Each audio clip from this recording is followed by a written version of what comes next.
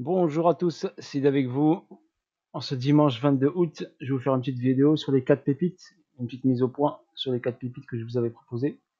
Donc la première, c'est un projet français, donc XKI. XKI, pour l'instant, est sur une phase d'accumulation. On est sur une phase ici pour aller chercher le STB ici, voir le Spring prochainement. Donc là, j'ai une phase également, une grosse phase sur le gros cours, donc BC en haut, AR en bas. STSO, une zone de distribution, donc le prix risque de remonter, aller chercher le BC en haut. Donc, je verrai bien, le XK déjà a fait ici un plus bas dans les 0,12, donc 0,12.7, voilà. Donc je l'attends dans cette zone-là à partir ici des 0,10, 0,09 ici. Donc pour l'instant, il fait son chemin tranquillement. Il a montré une grosse bougie ici baissière du 21 août hier. Donc il y a une grosse chute ici. Donc une hausse ici, suivie d'une grosse chute derrière. Donc pour l'instant, on l'attend. On patiente. Et quand il arrivera dans cette zone-là, vous pourrez commencer à racheter du XKI et le holder pendant longtemps. Là, le sommet, il a 0,59. Donc il a un gros potentiel sur le très très long terme. J'ai bien dit très très long terme. Voilà en ce qui concerne le XKI. Très gros projet. Vous pouvez regarder, vous renseigner. Au niveau du white paper, au niveau du fondamental, c'est du costaud. Ensuite, on va partir sur Mina Protocol. Mina Protocol. Donc Mina, nous avons une chute. Ici, on a eu le STB, on a une réaction sur le STB. Une belle réaction sur le STB. Ici, donc un beau trade à prendre sur le STB. J'attends qu'il vienne retester ici le spring pour recharger encore. Donc là, un beau trade haussier qui est venu chercher ici la zone ici. Donc regardez ici, la zone où il y a l'éventail de Gann. Ici, je vais effacer juste l'éventail de Gann, les deux, pour que vous puissiez voir un peu mieux. Donc celui-ci, par rapport à cette baisse, donc il a rebondi ici sur la branche de l'éventail. Donc il nous a fait les 5 vagues, une vague, deuxième, troisième, quatrième et cinquième. Voilà. Donc sur cette hausse, on avait ici une distribution qui se met en place, réaction sur le STB. Il a fait un léger petit test sur le STB ici. Je monte en H4, ce petit test ici sur le STB. Et ensuite, il est parti en hausse. Je vais effacer juste ça. Donc là, j'avais une schématique de distribution. Et là, il est sur l'UTAD. Donc là, à mon avis, il va corriger. En ce qui concerne les vagues, donc on en avait 5 ici. Donc 5 vagues là. Voir celle-ci. Donc là, il latéralise. Donc je vais effacer les vagues ici pour vous montrer. Sur Mina Protocol, je vous l'avais montré sur le BTC. D'accord, sur le BTC, on a une structure ici, un pullback, on appelle ça. Une structure de rotation, un complexe pullback. Donc regardez le complexe pullback, vous le voyez ici. Comme je vous l'ai dit, le complexe pullback, il est là. Voilà, et derrière, et en même temps, on a une latéralisation qui se met en place. Donc une latéralisation qui se met en place ici. Vous la voyez, cette latéralisation. Donc on a un complexe pullback, une latéralisation. On est venu chercher la liquidité de ce sommet-là, d'accord? Et on est venu ici chercher cette liquidité ici. Pour l'instant, ce sommet tient toujours. Il n'a pas été testé encore. Donc là, hausse, latéralisation. Nous pouvons assister bien sûr à une correction de Mina Protocol. Ensuite, l'idéal c'est qu'il vienne nettoyer ici ce STB. D'accord? Et acheter ensuite Mina sur un bon prix, très bon prix, en dessous des 0,90. En tout cas, là, c'était un super trade. Donc, complexe pullback, latéralisation, une structure de rotation, d'accord, une hausse ici, un retour ici, et après, avant que ça parte vers le haut. Là, nous avons l'intention du marché qui est aussi. Donc, au niveau volume, regardez au niveau volume, on a eu un gros volume ici, le 10 août. Donc, un gros achat ici, juste après cette correction. Il y a eu beaucoup de gens qui sont rentrés en achat sur cette hausse ici. Donc, ils sont rentrés aux 2 $. Mais nous, on aurait pu bien sûr anticiper. Moi, je l'ai fait rentrer ici sur cette zone-là. Voilà. Donc, il vaut mieux, pourquoi attendre ici une correction pour pouvoir rentrer. Vu grâce à la schématique Wyckoff, on sait que ici on a un STB, donc forcément derrière on a une impulsion haussière. Le pourcentage est pas mal bien sûr aussi réalisé. Donc je vous le montre, le pourcentage réalisé, il est de pratiquement 300%. Voilà, donc pourcentage réalisé du STB ou bien sur le test du STB, mais on savait que si le SC allait être nettoyé, il y avait de fortes probabilités que le prix par la hausse et venir chercher de la liquidité. Donc regardez ici, nous avons, je l'ai mis en logarithmique, on va enlever. Donc là j'ai mon Fibonacci, la zone premium est en haut, la zone discount est là, donc on est toujours dans la zone discount. D'accord?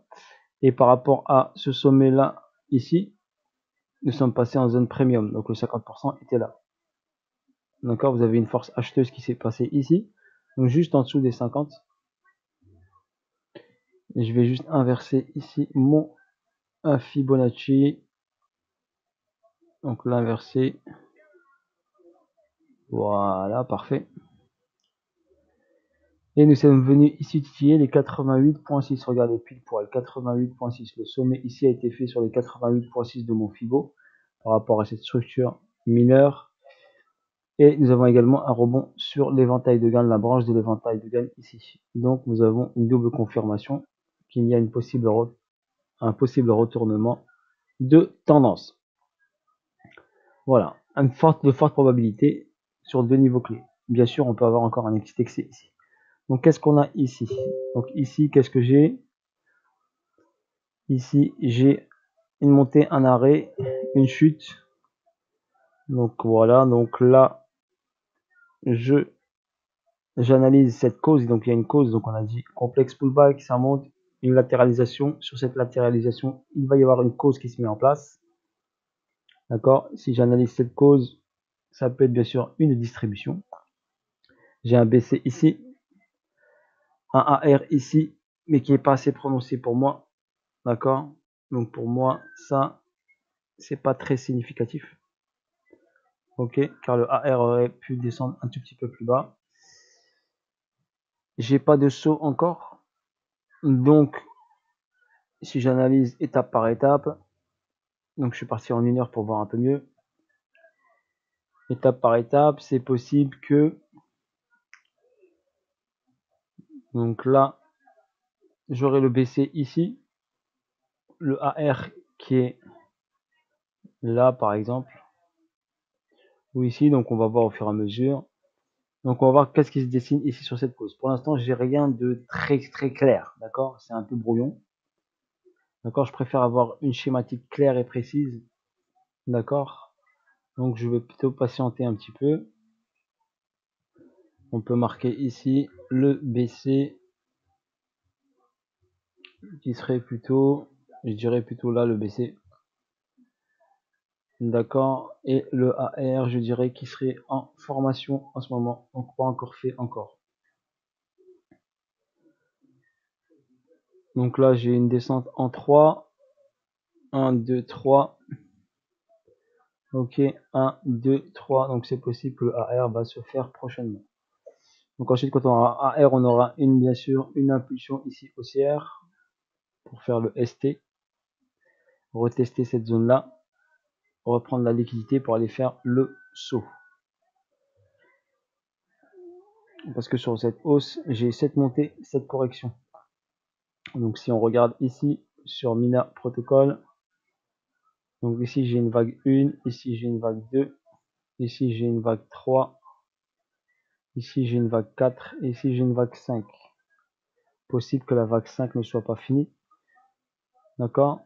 Donc c'est possible qu'on ait ici une schématique de distribution qui va se mettre en place.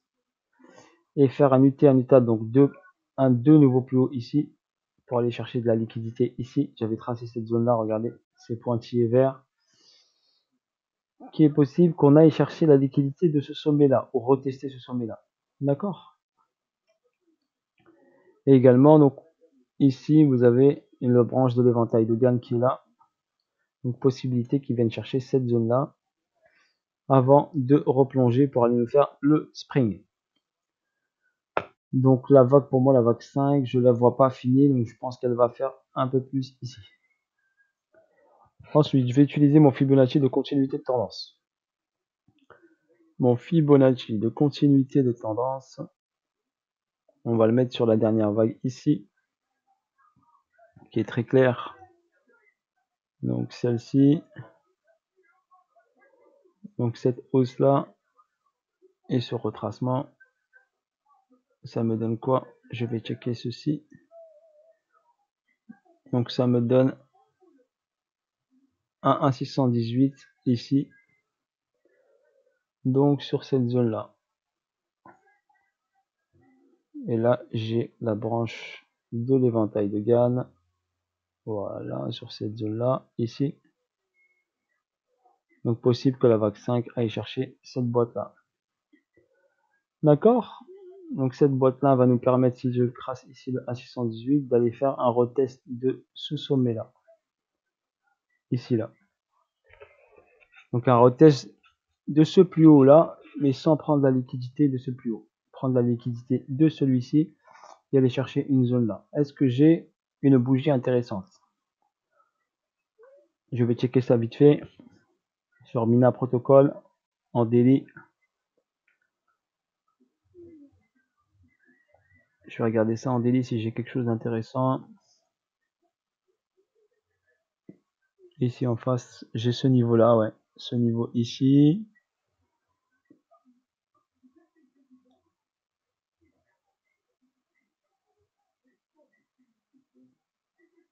Ouais, j'ai cette bougie là. Je vais regarder en H6. Est-ce que j'ai quelque chose d'intéressant? Non.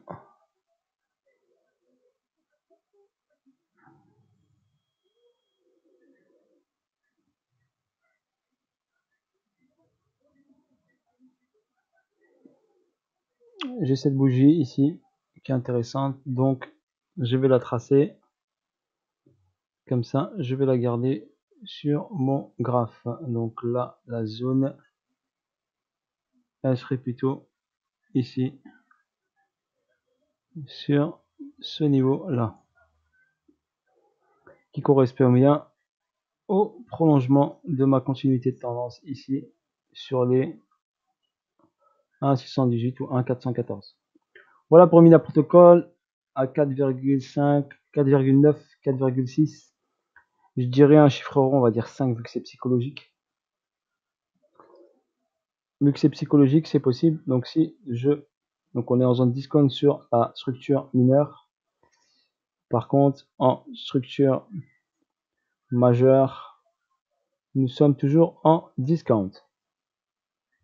Voilà, donc c'est un peu brouillon, hein. D'accord? C'est mon brouillon à moi, mais j'espère, moi je me comprends dedans. Après, il faudrait que je nettoie, enfin par un peu de nettoyage, tout ça. Mais je vois bien ici Mina dans les 4,9, 5 $. Ici dans cette zone là, prendre la liquidité ici de ce sommet là, faire un petit excès, aller faire titiller ici cette zone et ensuite redescendre. Il peut s'arrêter au 4,4, hein, 4,4 $. Donc il lui reste un petit chemin à parcourir. On va checker ce qui se passe. Ensuite, Casper. Troisième pépite, donc Casper. Casper nous a fait ici le SC, le ST, retest du ST. Donc regardez, le ST a été retesté. Et ensuite une hausse verticale. D'accord? Hausse verticale sur ce ST qui a donné un très beau pourcentage de hausse. Donc très beau pourcentage de hausse ici Si on check, hop, ça donne 1 fois 2,7, 280% on va dire. Donc là, on a par exemple, on est monté verticalement, donc forcément derrière, on doit corriger. Donc il a corrigé 1 temps, 2 temps, 3 temps, ou bien 1 temps, 2 temps, et là, 3. Donc moi, je vous ai dit, il va descendre sur cette zone-là et rebondir. Il a juste titillé la zone, regardez, il a juste méché dessus.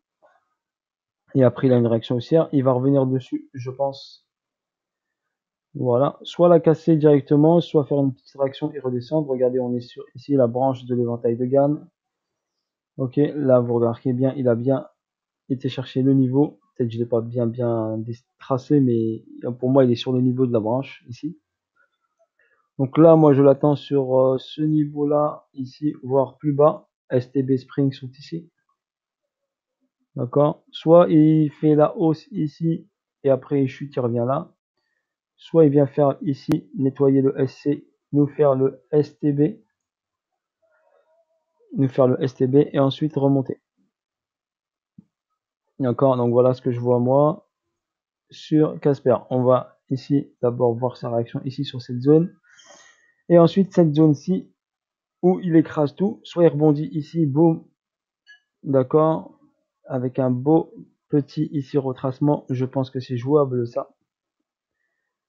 D'accord, prendre la liquidité ici, repartir en hausse et ensuite retracer pour aller chercher le STB puis le Spring. Donc il y a un beau trade à faire. Du trading pur, hein, bien sûr. Parce que là, si on rentre sur cette zone-là et il va chercher là, donc on a une belle hausse. Je vous l'avais montré, d'accord. Si on rentre ici sur cette zone-là et on va chercher cette zone-là, on a un beau petit x4 qui va se mettre en place. Ok. Voilà pour l'analyse de Casper. Ensuite, nous avons S-Fond qui a fait ma pépite qui a fait une hausse de pratiquement x20. Je vous montre la hausse ici.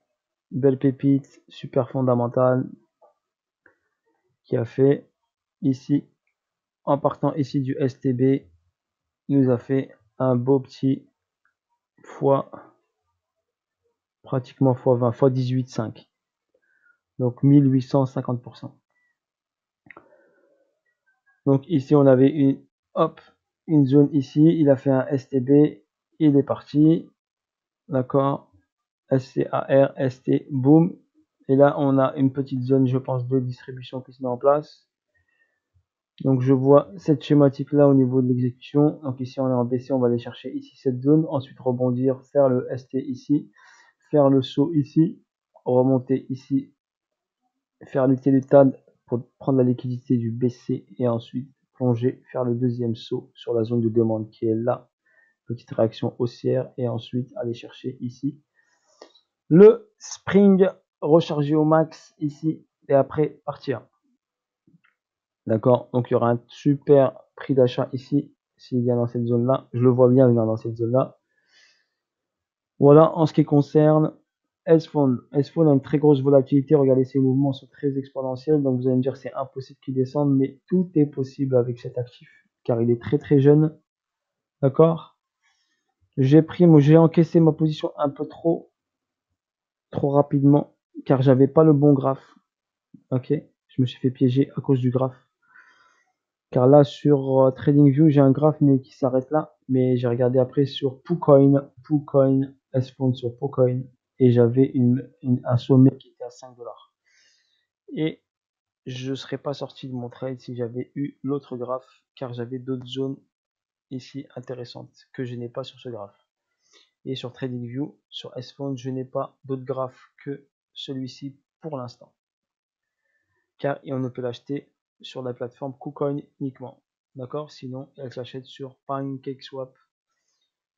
Voilà, et on la retrouve sur PooCoin S-Fond. Pour l'instant, elle n'est pas répertoriée partout, listée partout. Pour l'instant, elle est listée uniquement sur l'exchange KuCoin. Fondamental, très costaud. Voilà le petit tour sur les 4 petites pépites. Ok, on a les niveaux, on attend. Si mes graphes sont un peu trop chargés, désolé. Je vais essayer de les décharger un petit peu, mais ça me permet également de tout checker, de rien oublier tous les niveaux. Sur ce, n'hésitez pas à liker, à partager. Bisous à tous. Voilà. Pour l'instant, je vous ferai la mise à jour au fil du temps. Des bons trades à prendre sur ces 4 pépites là. Ok. Il y a juste XKI qui est du très très long terme. Sinon, le reste, ça peut se trader. On peut rentrer, sortir, faire de bons profits car elle est très très très volatile. Des fois 2, des fois 3, des fois 4. Ok. Voilà sur ce pour les 4 pépites. Bisous à tous. Je vous dis à bientôt pour de nouvelles vidéos et de nouvelles aventures. Merci de me donner de la force. Il y en a qui me donnent de la force. Force à eux. Encore, je pense à eux. Force à ma team également. Allez, bis à tous et j'essaierai de vous donner toujours de la qualité et que de la qualité. Bis bis, ciao ciao.